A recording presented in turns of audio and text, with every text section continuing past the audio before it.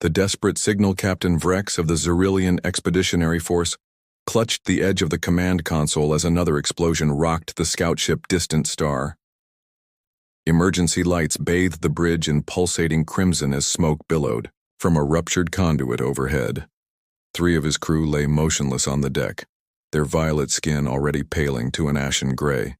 The rest frantically worked their stations, their 4-fingered hands dancing over controls that sparked and sputtered with each new impact. "Propulsion at 37% and falling, Captain," reported Navigator Liz Tal, her voice steady despite the chaos. "Hull breaches on decks 3 through 5. Automated seals holding, but we can't take another direct hit." Vrex's inner membranes flickered across his large compound eyes, a Xerillian expression of grief and determination. Only hours ago, his ship had been part of a research flotilla charting the Veil Nebula's outer boundaries. Now they were the sole survivors, fleeing from an ambush that had destroyed 3 vessels and killed over 200 Xerillians. "Any identification on the attackers?" Vrex asked, wiping purple blood from a gash on his forearm. Communications Officer Drav shook his head, antenna quivering. "Negative.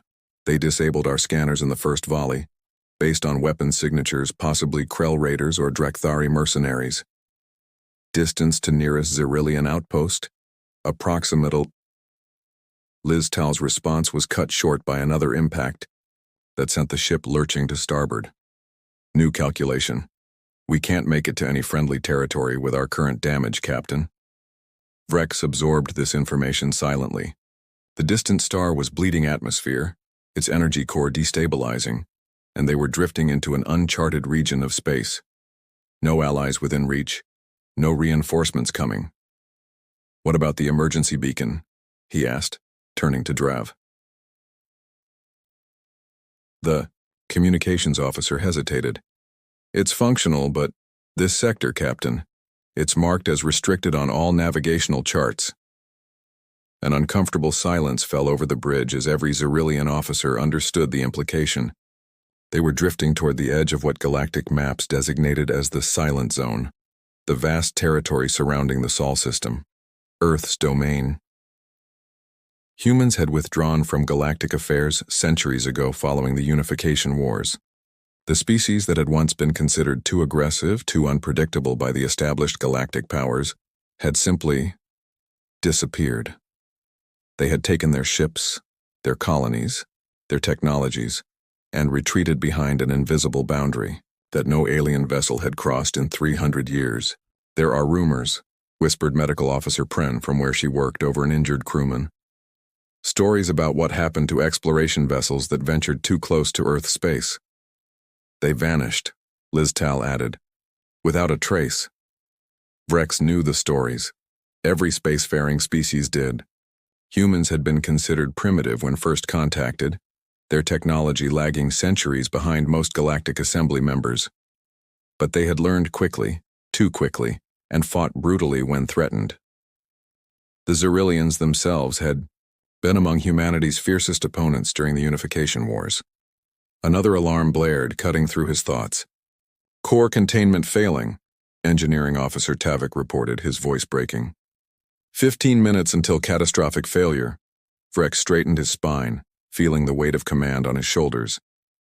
"Are there any habitable systems within range where we could attempt an emergency landing?" "One," Liz Tal replied. "A small moon orbiting a gas giant, approximately 12 minutes at maximum thrust."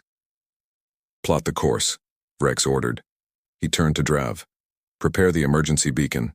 "Captain," Drav protested, "if we activate the beacon this close to the Silent Zone, our people need to know what happened here." Vrex cut him off. "And if we don't make it to that moon, they'll need to know where to recover our remains." "Activate the beacon." Drav hesitated only a moment longer before nodding. "Yes, Captain." The communications officer's fingers moved over his console, programming the ship's emergency quantum transmitter, a device designed to broadcast a distress signal on all common frequencies while encoding the ship's identity, location, and situation in pulses that could be detected across vast distances of space. "Beacon ready, Captain," Drav announced. "Standard protocols would send this to all Xerillian frequencies, but given our location, I could narrow the bandwidth to... No, Vrex interrupted. Standard protocol. Full broadcast.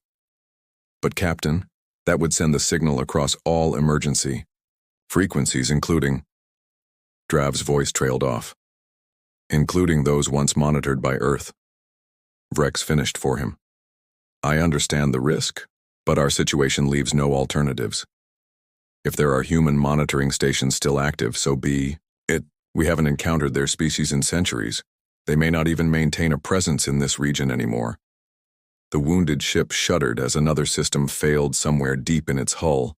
The decision made, Vrex gave a sharp nod. Activate. The beacon. Drav pressed his palm against the transmitter's authorization panel.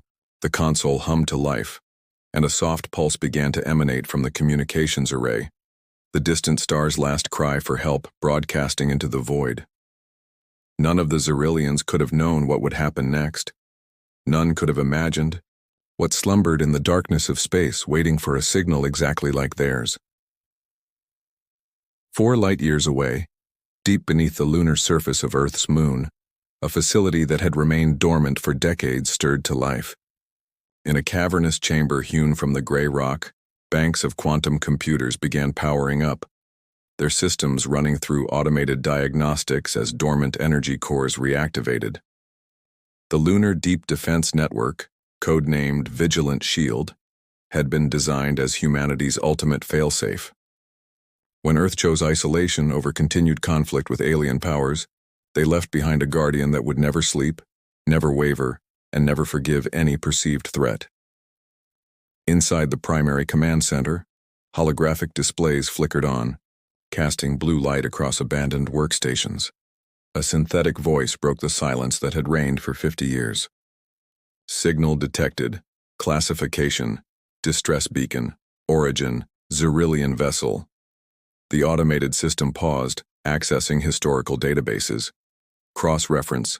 Xerillian Empire. Status. Former hostile entity. Primary aggressor in serious colony massacre. Another. Pause. Longer this time. As the system analyzed the incoming signal against thousands of historical patterns, searching for deception, for traps that had killed humans in the past. Probability of genuine distress, 64.3%. Probability of tactical deception, 35.7%. The system's quantum processors calculated risk assessments, strategic response options, and potential outcomes. Under normal circumstances, such an alert would have been routed to human commanders for evaluation. But Vigilant Shield had been operating without direct human oversight for decades, its parameters gradually shifting from defensive monitoring to autonomous decision-making. Initiating response protocol, Ghost Whisper. Throughout the solar system, in hidden hangars on distant asteroids and stealth platforms concealed within gas giant atmospheres, another automated message propagated. Within minutes, ships began to power up. Vessels unlike any seen in the galaxy for centuries. Black hulls that absorbed light rather than reflected it. Engines that left no radiation signature. Weapons systems that had been theoretical concepts when humanity withdrew from galactic affairs. The Ghost Fleet, Earth's ultimate insurance policy, prepared to sail. On its primary display, Vigilant Shield calculated the fleet's deployment time. 6.4 hours until the first vessels would reach the distress signal's origin, 8.7 days until full operational capacity across targeted sectors. A final message flashed across the system's interface before being transmitted to Earth's Defense Command bunkers. Historical threat detected. Autonomous response initiated. Seek. Shelter. Vigilant Shield stands guard. Back on the crippled Xerillian ship, Captain Vrex had no way of knowing what they had awakened. His focus remained on the immediate crisis, guiding his dying vessel toward the habitable moon that represented their only chance for survival. Signal broadcasting, Drav confirmed. Continuous pulse on all emergency frequencies. Any response? Vrex asked, though he expected none. Their location was too remote, too dangerously close to forbidden space. Drav shook his head. Nothing yet, Captain. Core containment at critical levels, Tavik warned from engineering. We have less than 7 minutes. Vrex tightened his grip on the command chair. Divert all remaining power to propulsion and life support. Shut down everything else if you have to. As his crew fought to keep the ship intact for just a few minutes longer, none of them noticed a tiny anomaly on the long-range scanner, a brief distortion that appeared for a fraction of a second before vanishing again. Just a glitch in damaged equipment, perhaps. Or the first whisper of something moving toward them through the darkness, something that had not stirred in centuries. "Captain," Lizital called out suddenly, "I'm detecting a Xerillian patrol vessel on intercept course. They must have been close enough to receive our signal immediately." For the first time since the attack, hope flickered across Vrex's features. Time to intercept? 4 minutes. They're pushing their engines beyond safety protocols to reach us. Relief swept through the bridge. They might survive after all. The emergency beacon had served its purpose, summoning help from their own kind, before the ship broke apart.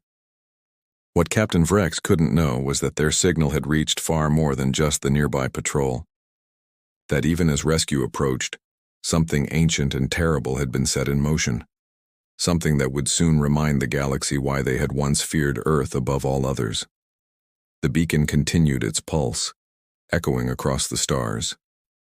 A message, meant to save them, had just unleashed humanity's wrath. The silent response. The Xerillian patrol cruiser. Dawn Sentinel reached the crippled distant star with barely 2 minutes to spare. Emergency extraction teams in pressure suits swarmed across the dying vessel, evacuating survivors through umbilical connections, while engineering drones attempted to stabilize the failing core. Commander Prelnak stood on the Dawn Sentinel's bridge, watching the rescue operation through multiple holographic displays. As a veteran of border skirmishes with the Krell hegemony, he had witnessed ship damage before, but the devastation visited upon the research vessel churned his stomachs. 23 survivors confirmed, Commander, reported his executive officer, Fren, including Captain Vrex and most of his senior officers. And the attackers? No sign. They must have fled after believing their targets destroyed. Fren hesitated. Sir, the distant star had activated its emergency beacon on all frequencies. Prelnak's antenna stiffened. All frequencies? Including... Yes, sir. Including the old Earth channels. The bridge fell silent. The commander slowly turned to face the nearest viewport, staring into the darkness of space as if expecting to see something materialize from the void. "Shut it down," he ordered. "Immediately." "Already done, sir. We terminated the beacon the moment we established contact." Prelnak nodded, but the unease remained. "How long was it broadcasting?" "Approximately 19 minutes. 19 minutes. Such a short time, yet potentially catastrophic." The commander didn't believe most of the stories about the absent humans. Tales of vengeful spirits and ships that could appear from nowhere. But he did believe in their technology and their long memory for grievances. "Set course for Outpost Vale 9, he ordered. "Maximum speed, and maintain full sensor sweep." "Yes, Commander." As the Dawn Sentinel accelerated away from the debris field with its rescued passengers, none of its crew detected the quantum distortion that briefly rippled through space behind them, the wake of something passing through faster than their sensors could track. Admiral Katerina Volkov had been enjoying her first real coffee in a month when the alert came through. The cup froze halfway to her lips as the message scrolled across her personal terminal. "Vigilant shield activated. Response protocol Ghost Whisper initiated."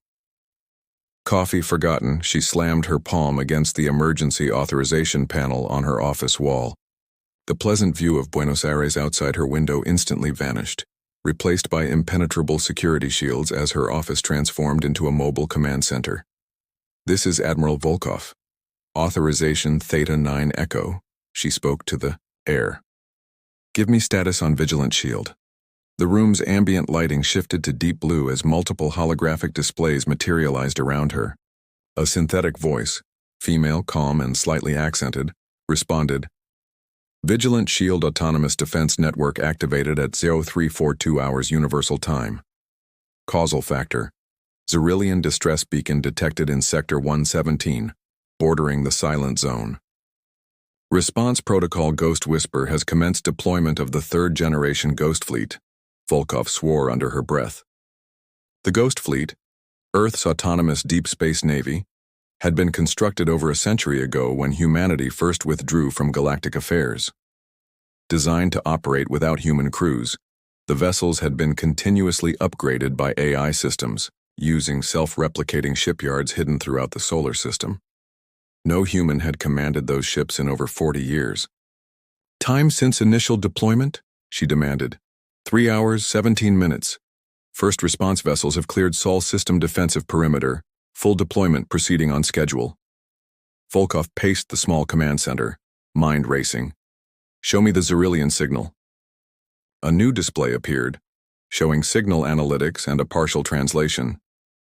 Research vessel distant star, under attack, catastrophic damage, require immediate assistance. Was the signal genuine? She asked. Authenticity assessment. 64.3% probability of genuine distress, and the remaining 35.7%. Historical pattern matching suggests tactical deception possible. Prior Xyrillian engagements during unification wars included 7 documented incidents of false distress signals used to lure human vessels into ambush scenarios. Volkov closed her eyes briefly.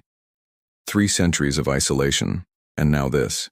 A potential crisis triggered by an automated system responding to the ghost of an enemy, long thought neutralized. What is the Ghost Fleet's current mission profile? Primary directive.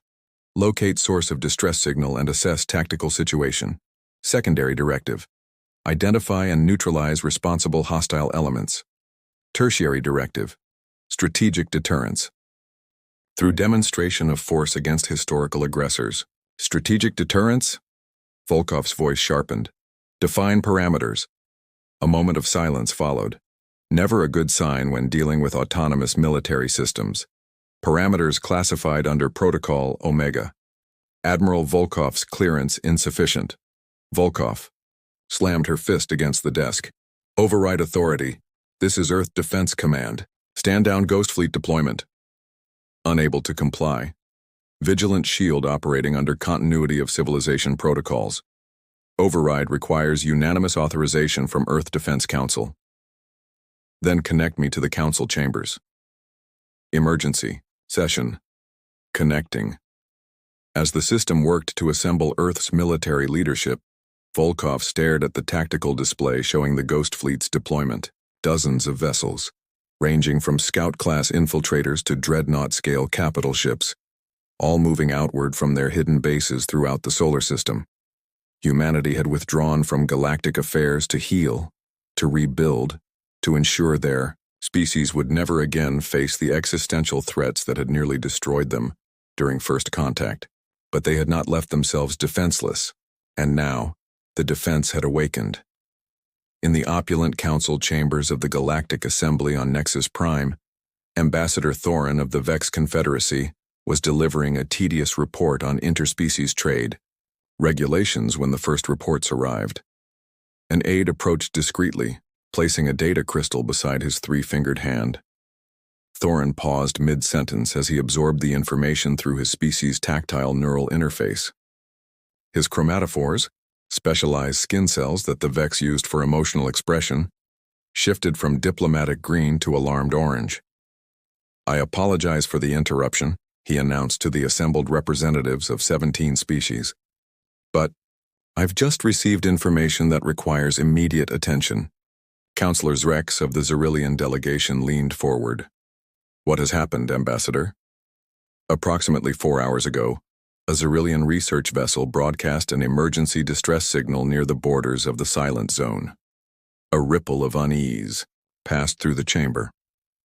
Even after centuries, the mere mention of the region surrounding Earth's territory caused discomfort among the older species. The vessel was rescued by a Xyrillian patrol ship, Thorin continued. But the signal was active for nearly 20 minutes on all emergency frequencies. High Chancellor Muldara, the oldest member of the Assembly and one of the few who remembered the unification wars firsthand, rose from her seat. Her ancient Hestian frame trembled not with age but with unmistakable fear. All frequencies? she asked. Including the human bands? Thorin's skin darkened further. Yes, Chancellor. The chamber erupted in overlapping voices, some dismissive, some alarmed, some already discussing emergency protocols. Chancellor Muldara raised a gnarled hand for silence. Ambassador Thorin, she said when quiet had returned, what evidence do we have that the humans responded? None directly, Chancellor. However, within the past hour, we've received reports of unusual phenomena from multiple sectors bordering the silent zone. Quantum distortions consistent with advanced propulsion systems, brief sensor contacts that appear and vanish almost instantly, and most concerning, 3 criminal outposts in the Sarin Drift have gone completely silent. Coincidence, declared the Krell representative dismissively. The humans have been dormant for centuries. Their civilization has likely collapsed or evolved beyond interest in galactic affairs. Chancellor Muldara turned her multifaceted eyes toward the Krell. You weren't there, Representative. You didn't see what they became in those final years before the withdrawal. She faced the assembly again. I propose an emergency session to discuss defensive measures and diplomatic contingencies. Defensive measures? The Xyrillian counselor looked alarmed. Surely we're not considering military action based on rumors and sensor ghosts. Not offensive capabilities, Muldara clarified. But we would be fools not to prepare. If the humans have truly awakened from their long silence, the galaxy must be ready. Captain Vrex sat in the medical bay of Outpost Vale 9, watching a physician tend to the burn that covered much of his left arm. The rescue had been timely, but not without cost. 7 of his crew had died before the Dawn Sentinel reached them, and 4 more remained in critical condition. Commander Prelnak entered the bay, his posture formal, but his expression concerned. Captain, how are you recovering? Well enough, Vrex replied. My crew? Stabilized. The worst injured are being transferred to the Central Medical Facility on Zero Prime. Prelnak hesitated. Captain, I need to ask you about the emergency beacon. Yes, I authorized full bandwidth transmission. Our situation was desperate. The commander's antenna twitched, a sign of discomfort. Including Earth frequencies? Yes. Vrex studied Prelnak's expression. You're concerned. The Defense Ministry has issued a special alert. All vessels near the silent zone have been ordered to maintain distance and report any unusual activity. Prelnak lowered his voice. There are rumors, Captain. Strange reports coming in from multiple sectors. Before Vrex could respond, the outpost's alarm system activated. Red warning lights bathed the medical bay as a calm voice announced, all personnel, move to secure stations. Unknown vessel detected in proximity. Repeat, unknown vessel detected. Prelnak's communication device chimed. He answered, listened briefly, then looked at Vrex with undisguised fear. It appeared out of nowhere, he whispered. No approach vector, no warp signature, just materialized on our sensors, and it's not responding to hails. Vrex felt a chill despite the warmth of the medical bay. What is it? We don't know. The design doesn't match any known configuration in our database, but it's massive, Captain. Dreadnought class at minimum. Prelnak swallowed hard, and it's completely black, absorbing all scanner signals rather than reflecting them.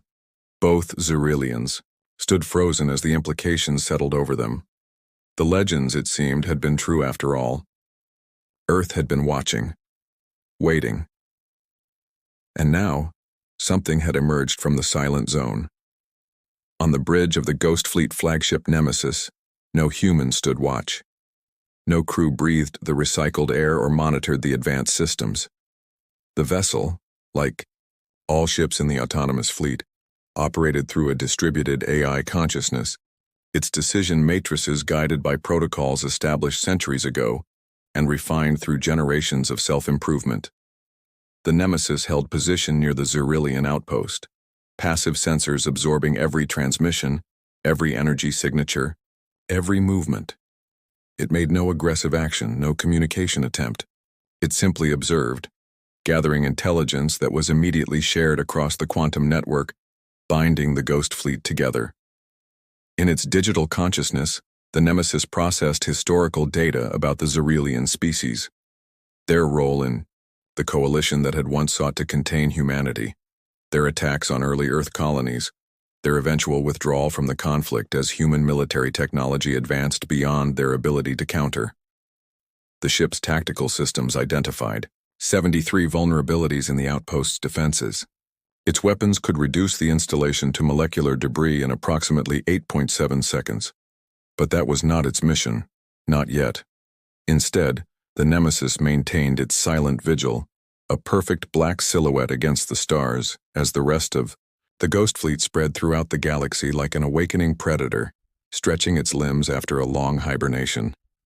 Across 17 sectors, other ships emerged from quantum tunnels, taking positions near military installations, government centers, and strategic choke points. None announced their presence. None made threats or demands. They simply appeared, watching, waiting, their very existence a message that needed no translation. Earth remembers. In a secure chamber beneath Geneva, the Earth Defense Council convened an emergency session. 12 admirals and generals from the Unified Military Command, along with the Director of Strategic Intelligence and the Civilian Defense Minister, gathered around a circular table as Admiral Volkov presented the situation. The Ghost Fleet has deployed 43 capital ships and over 200 support vessels, she explained, indicating points of light on the galactic display, all operating under autonomous control through the Vigilant Shield network. Our override attempts have been rejected. Defense Minister Ortega, a tall woman with streaks of gray in her dark hair, frowned. What exactly are these ships doing? Currently, surveillance and positioning. They've established presence near key military installations and government centers across multiple species territories, particularly focusing on those who were primary aggressors during the Unification Wars. Any hostile actions? Not yet, Volkov replied, but we've detected energy signatures consistent with weapon systems running silent calibration routines. General Huang, commander of Earth's ground forces, leaned forward. Are they preparing to attack? Unknown. The system is operating under continuity of civilization protocols, which were designed for worst-case scenarios where humanity faced extinction-level threats.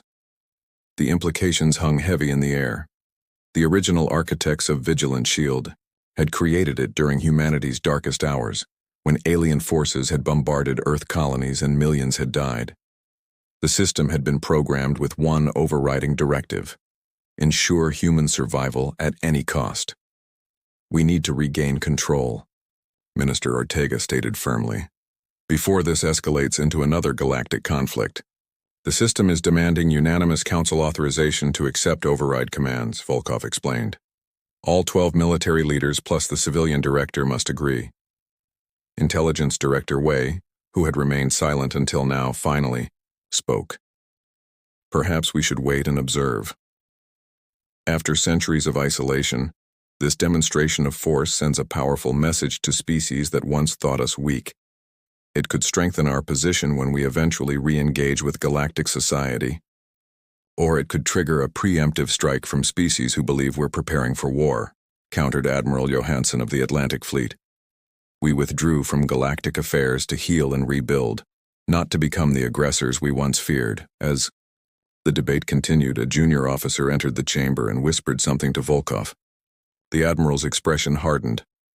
We may be running out of time for discussion, she announced. The Ghost Fleet has just deployed a previously unknown capability. Quantum communication nodes have activated near major population centers across 17 species territories. Communication nodes? Minister Ortega asked. What are they transmitting?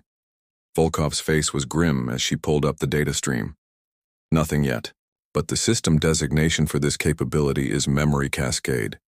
And according to the limited information available, it's designed to ensure that no species ever forgets what they did to humanity during our first century among the stars. In Madiwandis, the silence that followed, the assembled leaders contemplated what memories Earth might choose to share with a galaxy that had long since decided humans were safely contained and forgotten. What grudges had festered during their long isolation? What technologies had they developed beyond the already formidable capabilities demonstrated by the Ghost Fleet? And most importantly, was there still time to prevent humanity's return to galactic affairs from beginning with retribution instead of reconciliation? The answer would soon emerge from the silent black ships that now haunted the spaceways, their presence an echo of Earth's final message before withdrawal centuries ago. We will not be forgotten, we will not forgive, we will return.